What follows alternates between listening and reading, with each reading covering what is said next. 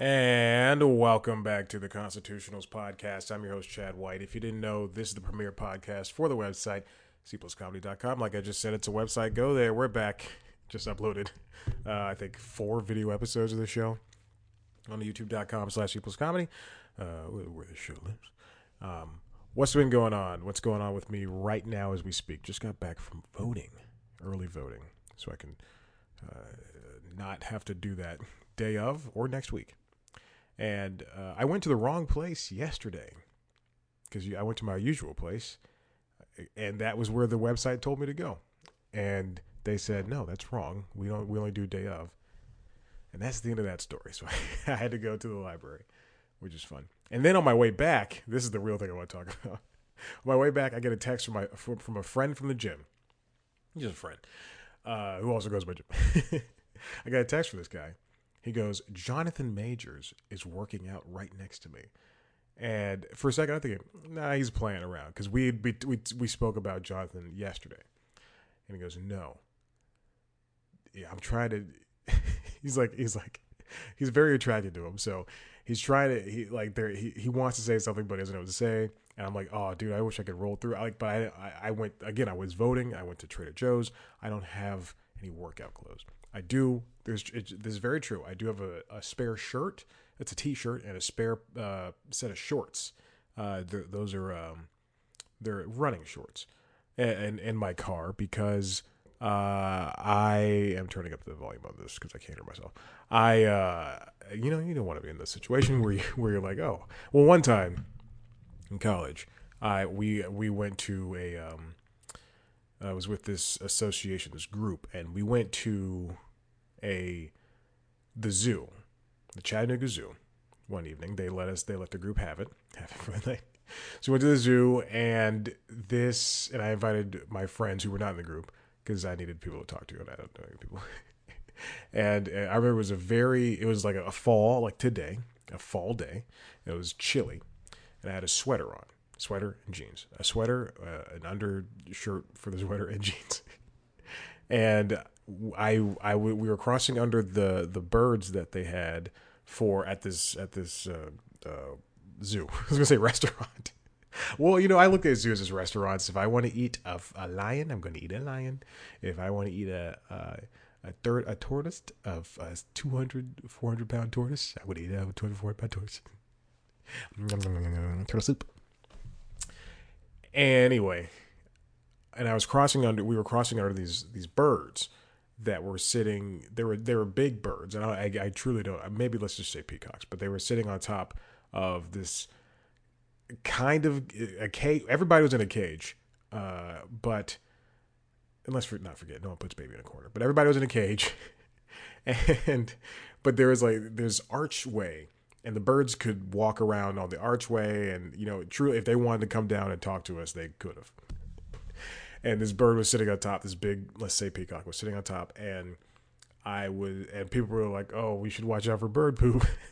And I remember people jumped across so that they didn't get pooped on, and I jumped across. And then I remember we were walking now in like the water fishy part of another enclosed space. And we were looking at fish, and then someone goes, "You have poop on your shoulder." And I go, "What?" And there's just a big slathering of poop that I didn't feel, and that for several minutes probably no one pointed out to me. And then one of my friends he was wearing gym shorts under his pants, thinking, I guess we're going to play basketball later. And he let me, oh, wait. Yeah, because I had to change shorts. Oh, it pooped on my okay, so the poop must have gotten on my pants too. So he gave me a pair of the gym shorts he was wearing, and then I took off the sweater, and I was just wearing a t-shirt and gym shorts, and then we played dodgeball later that evening, and I remember being the only one prepared to play because I had those clothes on. Anyway, Jonathan Majors was at my gym, and I wasn't there to witness it. It's all right. We work in the same industry. I could probably run into him anytime. Let's get to the Constitutionals podcast. I got to record 2 of these today. At least based on the amount of stories I have to record 2 of these. And then I have to record an intro to an interview I had with Matt Bronger. Second interview with Matt Bronger. I was going to see, not speaking of Matt Bronger, I was going to see Chris Gethard. He was going to be in Atlanta last Friday. And they moved it, like on Thursday evening, they moved the show to January. And I was so pumped. I was ready to go see him. And then they moved it. And I went, dang, that sucks. It would have been cool to see him in real life and be like, I talked to you twice. We're buddies now, right? This is some variety, written by Todd Spangler. Spotify cancels 11 original podcasts, trimming slate as part of focusing on bigger shows. About 5% of the streamer's podcasting staff will be laid off or reassigned, according to a source. Spotify. It's no mystery that they're trying to get big into the podcasting game, and here they are. I don't know if we know if they're doing well with that. You know, they can buy out Joe Rogan. They can get the Doughboys to do a Spotify live show. I was listening to that show last night. It's live on Thursday nights on Spotify Live. You can listen on the app, or you can get the Spotify Live app. So you listen on the Spotify app or get the Spotify Live app if you want to talk to them. And they talk to the listeners and everything. And I like the Doughboys. This is just... Spotify Live sucks. And one of the hosts, Nick Weiger, was complaining about that. Spotify Live stinks. It really does. Anyway, I think they would do better if they broke out... because now they have audiobooks. I think that would do better if they broke out those into separate apps. Because I did a story this. I did this on a podcast or something. I don't know, but I remember reading a story from the either Wall Street Journal or New York Times talking about how these mega apps aren't what people want anymore. And mega apps, in terms of, it's just they fit as many features as possible instead of having, what Apple Music has Apple Music, or Apple has Apple Music, and then they have podcasts and they have books. Spotify is putting everything into one app, and if anything, it would be better if they at least had different sections in the app. But I can find on one page audiobooks, podcasts, and then music. And music is what they're known for. Speaking of which, that new Taylor Swift is out, and it is good. Listened to half of it at the gym, and then I realized I needed more power. Just a little bit more power. So I switched to classic rock, baby. They canceled 11 shows, Spotify, out of the 500 shows that are originals. The shows are from Gimlet, which they purchased. One of the companies they purchased. And let's see. Where else are they from? Each of the shows, horoscopes, they look it just said. It says it's they list the shows, and it seems Mr. Spangler lists the shows, and it seems like he says they're from Gimlet and then other places. Oh, they're from Parcast and from Gimlet. Okay, great. Put that in the sentence. No shows from Spotify Studios or The Ringer are being axed yet. We'll see. Other show, some of these shows will finish out this year, or one of them is extending into the second quarter of 2023. They're going to focus on a lot of their hit shows, like Meghan Markle's show, the Warner Bros. And DC Batman show, Alex Cooper's Call Her Daddy. I hate that. With all of my passion, I hate that. And I hate Barstool. I hate that entire culture. And then Kim Kardashian's newly launched The System. The shows that pull in the money, it was what it seems like. The shows that advertisers really want to advertise on. And it's the same issue we had with Earwolf and Midroll and now I guess SiriusXM, because it owns all those companies. But it's this idea that this online radio platform that was not making money before, and then when people start making money, the people who relied on this 10, 11, 12 years ago, and then when some TV show people or movie people go, hey, I want to do this too, and then they decide, And then advertisers are going, Ford and Walgreens, they're all going, yeah, let's advertise with these. And we never heard podcasting before. It's a shame. It's a shame that these shows have to get axed probably because of money. And there's utility in these shows. I mean, I've never listened to How to Save a Planet, but I mean, there's so it's someone's favorite show. There's a couple of murder shows, I guess, and criminal things. But I mean, these shows aren't weekly. A lot of them probably aren't weekly. A lot of them probably run by seasons. But I can only imagine that they don't cost a ton to produce. You're just paying some poor contractor to work on a couple of shows, and then that's it. And then Spotify declined to renew Obama's exclusive deal, and they went to Audible instead. And the podcasting it's a losing business. It's not like TV streaming. It's not like streaming movies. Netflix is eventually going. I mean, technically they're still on top. Disney Plus is going to be on top. HBO Max, the rest of them. But when it comes to this podcasting thing, because with TV there's and movies there are unions. There's things. There's minimums. There's all this stuff. But with podcasting, you tossing, $200 million at Joe Rogan isn't going to make his show sound better. He's going to do the same show, but exclusively for you. And as it turns out, Spotify's podcasting business is not the best. In 2021, it generated nearly 200 million quid in revenue in that year, with a negative gross margin of negative 57%. Jesus. Woo. The podcast losses are projected to be higher this year. Within the next 5 years, Spotify projects the podcast business to turn a profit with gross margins of 40 to 50%. What happens if podcasting numbers went down when the pandemic started? So what happens, God forbid, if there's another pandemic? People aren't like, not a lot of people are like me who will just like turn on a podcast, put on a video game, and just like sit there and play for an hour. Podcasting is kind of the wild, wild west. There's wild, wild west. There's no way, there's no way for everybody to come out on top as there is for a streaming platform.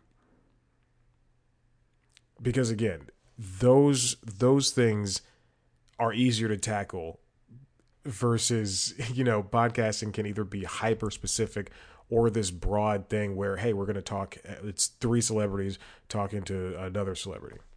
Let me rephrase that. Three white guys talking to another white guy. Smartless podcast. And as it turns out, this is from J. Clara Chan over at The Hollywood Reporter. GIMLET and PARCAST unions decry podcast cancellations. Now, these unions were formed prior to them being sold off to Spotify. Excuse me, they're not, 10 of them are not ending at the end of the year. They're ending next month. That's crazy. The staffers of the union said they felt blindsided by the decision. And that 5%, let's put those into numbers that we can actually use. 38 people. Excuse me, I'm sorry, I was going to say percent. 38 people.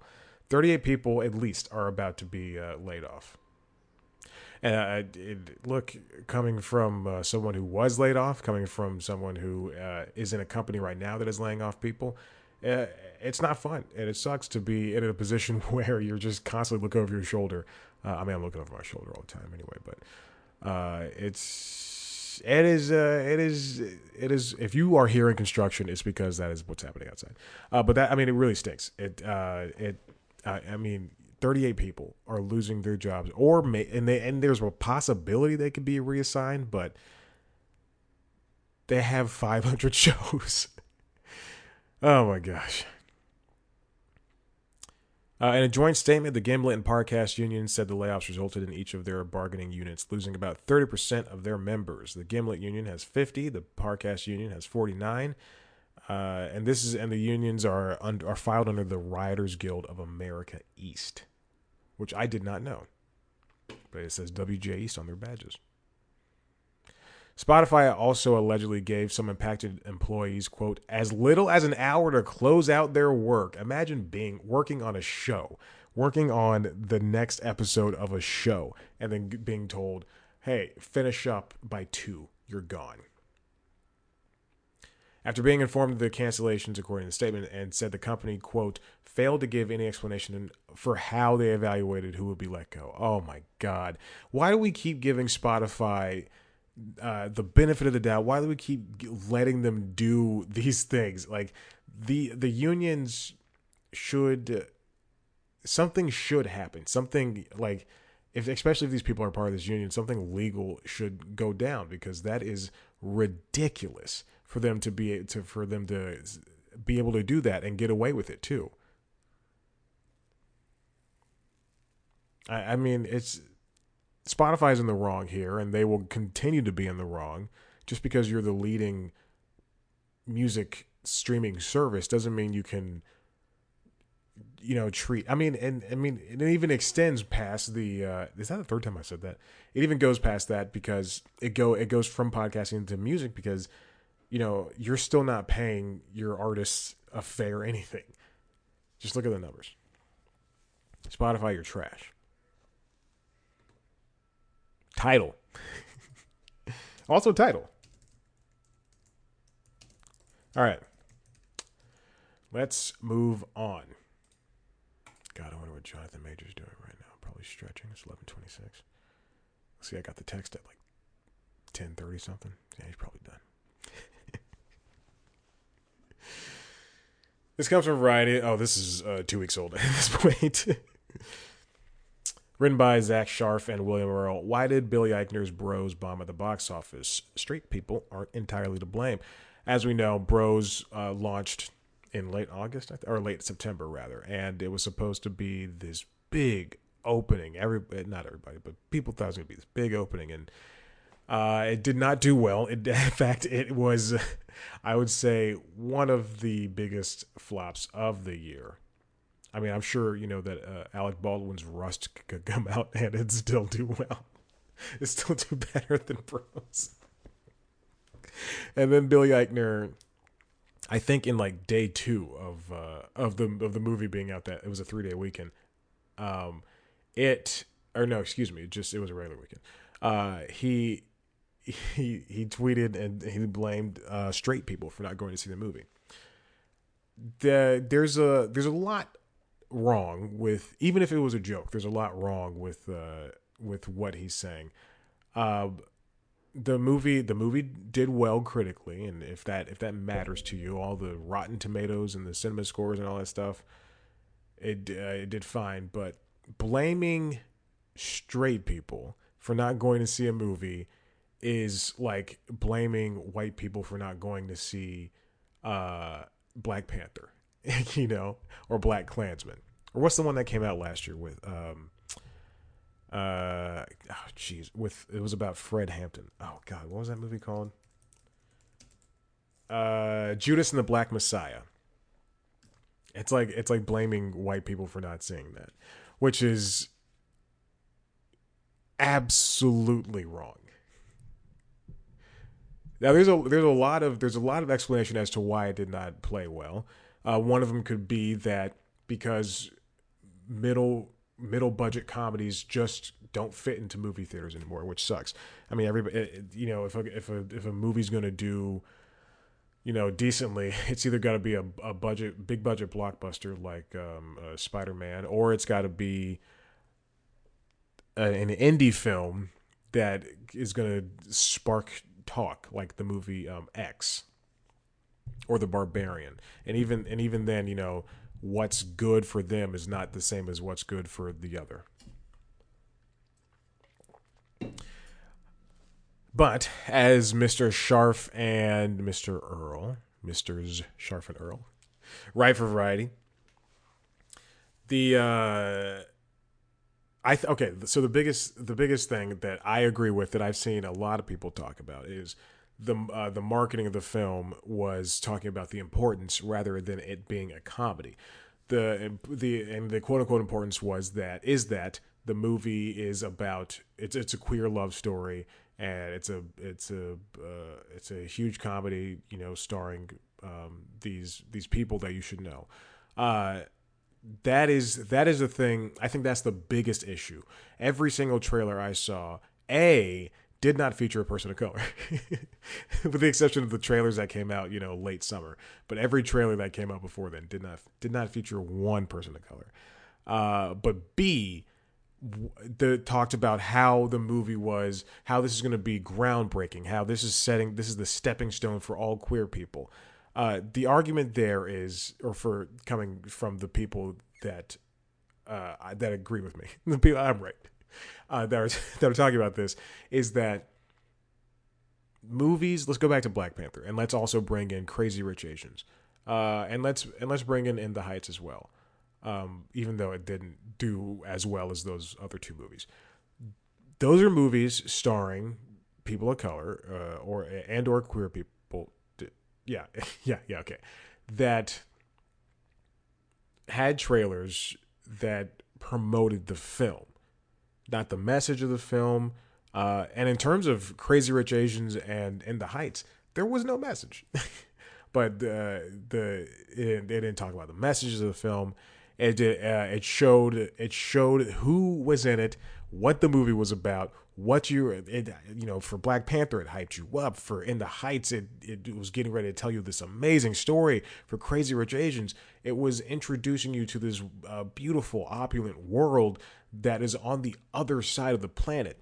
And yet, for Bros, it was just weird. This is a movie, and it's the biggest thing for gay people, and no one's ever gonna do this again, and we're the first ones, and you better love it or else. And I think when you talk down to your audience like that, and make no mistake, I do want to see this movie. And now that I know that there are people of color in it, that's still two white guys dating each other. But before, prior to me even going onto IMDb and seeing these last few trailers, I had no interest in this because it just seemed like another thing that just wasn't for me. And sometimes these things aren't going to be for you, for everyone. Sometimes people just don't like rom-coms. I love a good rom-com. I mean, I'm sick of it. My life is a rom-com.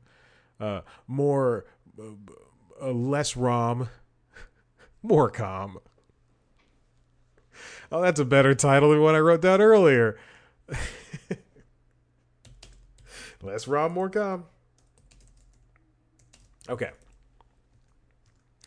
One of the other things that Misters Earl and Sharp point out is that the star power wasn't there. I don't know if that's necessarily true. I do think that if you know who Billy is, then you know who pretty much the rest of the cast were. Like Guy Branum, I don't know who's Billy's opposite leading person was, but Luke McFarlane, excuse me.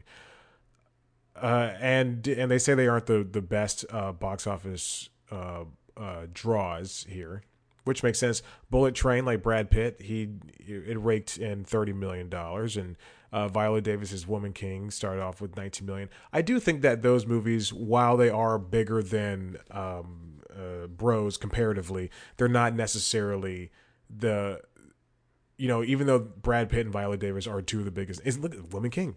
It didn't have a message to show. It's like, hey, here's a movie about a woman who's a king in Africa or wherever, I don't know. But while those two movies are bigger comparatively, those aren't necessarily, and those numbers aren't representative of what those names can typically pull in. Why am I defending Brad Pitt and Viola Davis? Lost City, Sandra Bullock, Channing Tatum, that had $105 million in the U.S. George Clooney, Julia Roberts is it's gonna debut big when that airs this week. I don't know. I think of movies airing as TV shows. And then they say October is hard for rom-coms. It's true. We see these numbers. Serendipity did not do too hot when it came out. That's John Cusack and Kate Beckinsale and Katherine Heigl and Josh Duhamel's Life as We Know It, which is a movie I did not know existed. Um, but yeah, sometimes these movies just don't do well. October is seen as a horror month, and having the Barbarian is out. Terrifier 2, a movie I've heard about. I've never seen anything about that one or the first one. But these things, when you have to compete with an entire theme month, I mean, come on. Consumers are distracted by strong streaming movies. Yeah, that's true. Blonde came out. Hocus Pocus 2.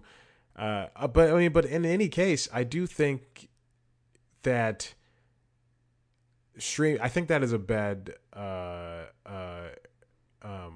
They also say has the bubble tarnished Judd Apatow. The Bubble was a movie that was shot in a bubble, making fun of other movies, in particular Jurassic World Extinction. I think that's what it's called. And talking about how everybody got sick because of, in COVID and everything. And that movie sucks so much that it took me, I think, 3 weeks to watch it. Just over the course of, one day I watched like 2/3 of it, and then another day I watched like a half of that, and then another day I tried to finish it out, and it was just so tough. Anyway, but when I do think that, going back to the stronger streaming releases, I do think that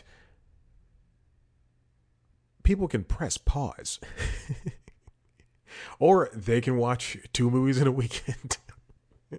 They can watch Blonde, and then like on a Friday they go, I'm going to stay in. I had a hard work week. Let me just turn on Blonde, and then on Saturday they go, all right, well, or Sunday, maybe I'll watch the Bros.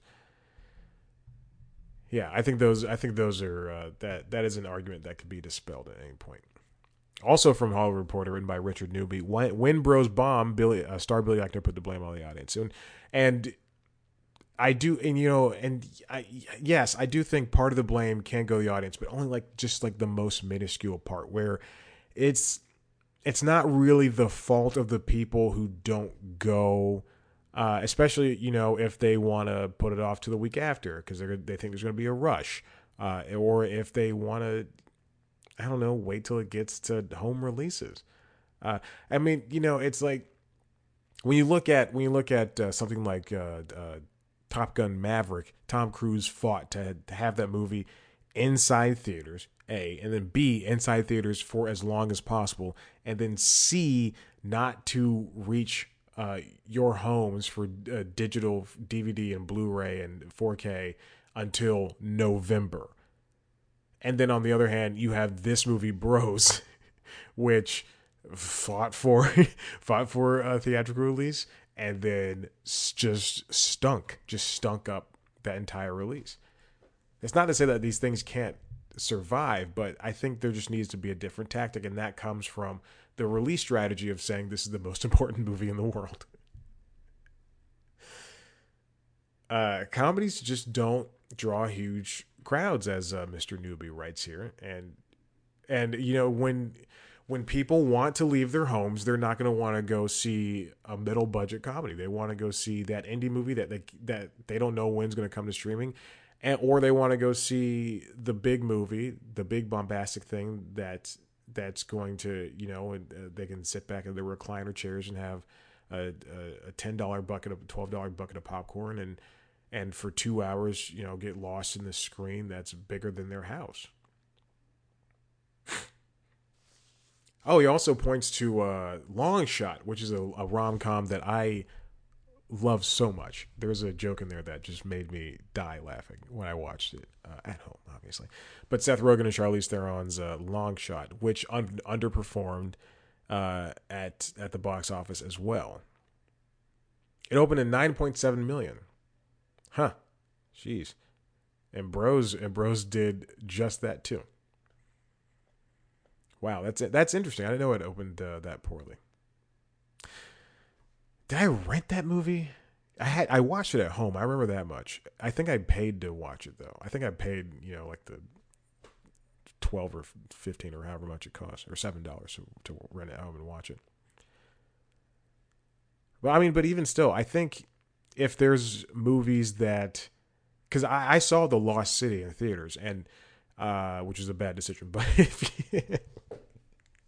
but I do think that if there's movies that can take you away now, I think The Lost City was they took you to go find this lost city. And now that I'm thinking about it, I remember everything that happened in that movie. That's crazy.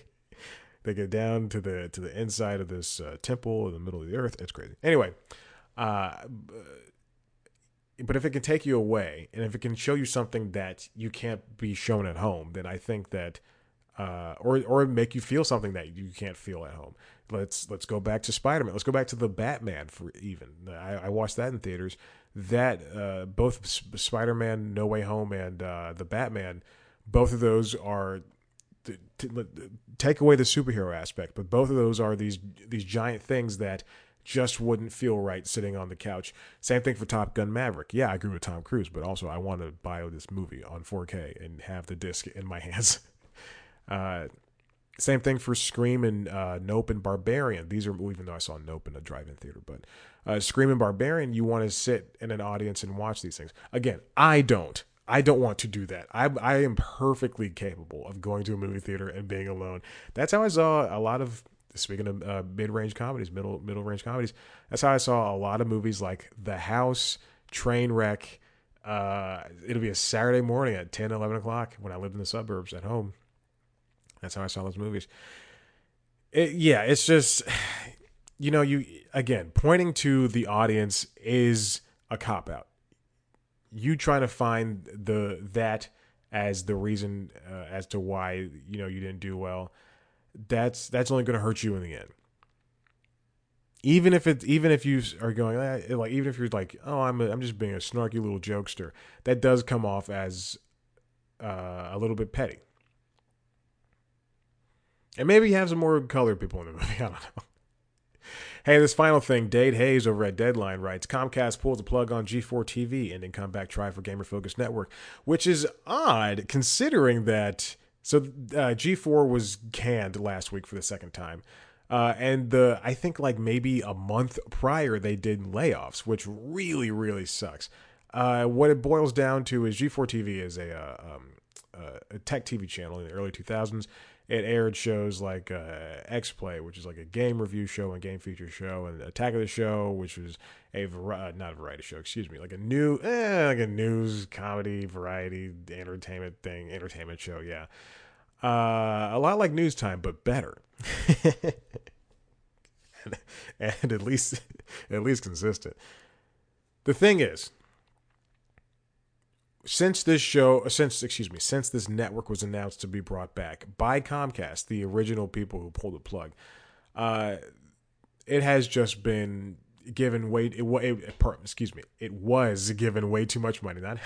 It was given too much money, and they expected so much from it. They expected so much from it. They brought it back to cable. And by cable, I mean they brought it back. Well, they did bring it back to like Xfinity, but they also brought it back to YouTube. They brought it to YouTube TV and Philo and those other internet streamers. Then they also had a 24-hour channel on Pluto that just ran reruns and stuff. They did a years-long build up hiring all these internet people to do coverage and stuff, and then they would eventually lay, I think, maybe 20-30% of those people off, not including like the staff they laid off as well. They bought this big or they had this big space. They had offices, they had studios, and it was just too much too fast at one time. What it should have been, and I think this is the general consensus with the community, is that because I'm a huge fan of G4 and I watched all of this Attack of the Show and X-Play and that's all the show. I didn't watch anything else.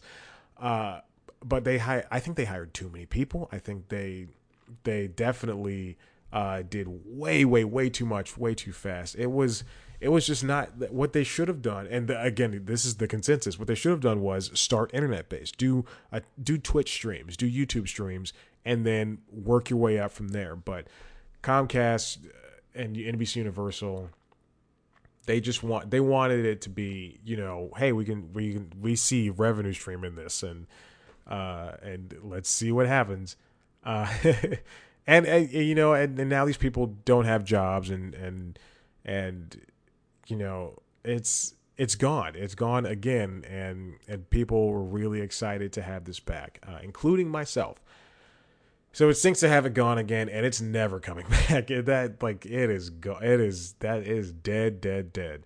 But it was nice while it lasted, and they were on a roll for a little bit. But you didn't need the money that was going to carriage, to carry the thing on the channel. That was a waste. That could have been allocated towards people. And the reason they canceled it was because they just didn't see revenue coming from it. The revenue that they wanted. Again, it is unfortunate to see it go again. Should have started off on the internet, but that's where game coverage is now. They should have teamed up. I thought about this the day I heard this. They should have teamed up with Jeff Keighley, who runs the Game Awards, and they should have worked from there. Like, that's where it should have gone. It should have been a Twitch channel and a YouTube channel for the VODs, and that's it. It should not have been anything else, in any form of anything. Speaking of things that shouldn't be anything else or any form of anything, if you like this video, if you like this podcast, you'll see a video version of the show. Head to youtube.com/C+comedy, baby. Oh, the construction guys are back. It's almost lunchtime now. Probably should have recorded this at lunchtime. youtube.com/C+comedy. I promise I'm not joking, 20 episodes behind on news time. And I will do them all. I will do them all. And I'll never be behind again because I will end the show. That's very true. I hate that show so much. But it's coming. I'll do it. News time is like the Daily Show, except bad. What else is going on? I got interviews coming out. There's also the interviews if you want to see me interview people on this podcast feed. If you want to see the video version, there's a show called The Interviews. So I guess I should actually promote that. C+ Comedy's on TikTok, Instagram, Twitter at C+ Comedy. Me on not TikTok, but on Instagram and Twitter at Chad Black White. Like the show on Facebook. Rate, review, subscribe to the show wherever you get it. Listen to Taylor Swift's Midnights. That's a free plug for my baby girl. It's not sexual. I do not like her because I don't think she likes black people. The end. Bye.